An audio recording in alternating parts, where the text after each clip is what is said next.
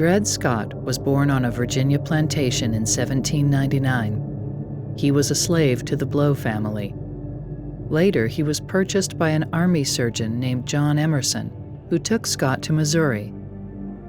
In the spring of 1836, Emerson moved with Scott to the Wisconsin Territory, where slavery was prohibited. Back in 1820, in order not to upset the balance between slave states and free states, Congress passed, and President James Monroe signed, the Missouri Compromise into law. Missouri became a slave state and Maine became a free state. The new law also outlawed slavery north of the northern border of the Louisiana Territory, and that included Wisconsin. Once in the free state of Wisconsin, Scott married, although generally slaves were not permitted to marry. Later, when Emerson's wife returned to Missouri, she brought Dred Scott and his wife Harriet with her. Scott filed suit in the Missouri court for his freedom, claiming that his residence in a free territory made him a free man. He prevailed in the trial court, but the state Supreme Court reversed the judgment. Dred Scott sued for his freedom once again, this time in federal court.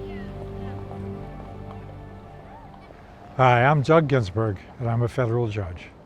The case of Dred Scott versus Sandford is surely the worst decision ever rendered by the United States Supreme Court. Scott argued that he became free when he resided in the free territory of Wisconsin, where slavery was prohibited. When his case reached the Supreme Court, the critical question was this: was Dred Scott free, or was he a slave? The Declaration of Independence states that all men are created equal, endowed by their Creator with certain unalienable rights, that among these rights are life, liberty, and the pursuit of happiness. The court was stacked against Scott.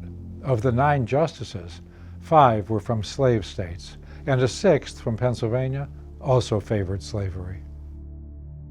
The oral argument in the Supreme Court went on for 8 days.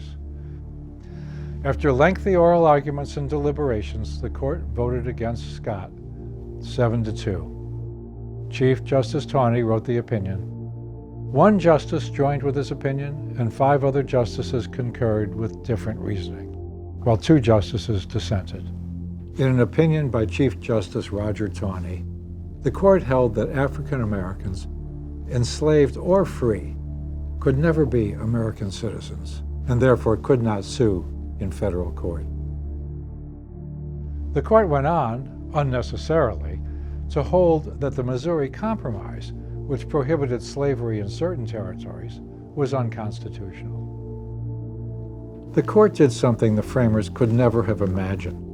They invented a constitutional right to own slaves. Some of the language in the opinion is blatantly offensive. Negroes have been regarded as beings of inferior order and altogether unfit to associate with the white race. And the Negro might justly and lawfully be reduced to slavery for his benefits. The Dred Scott decision was widely criticized and deepened the nation's divisions over slavery. How can one man tell another man that he's benefiting me by enslaving me? And so in terms of how it feels now as I'm saying this to you, it angers me. This ruling effectively allowed slavery to spread to new territories and heightened the tensions that led to the Civil War. My ancestor was Dred Scott. Within 3 months of the Dred Scott decision, they did get their freedom. And they did not get it through the courts, but they got it from the hand of the children of their original owners. Dred and Harriet were simple people. The fact that they were born in slavery did not deny them their humanity, nor any human desires as anyone else would have. Their greatest desire was freedom. Dred Scott versus Sandford is a stark reminder of the nation's long struggle with issues of race and equality under the law.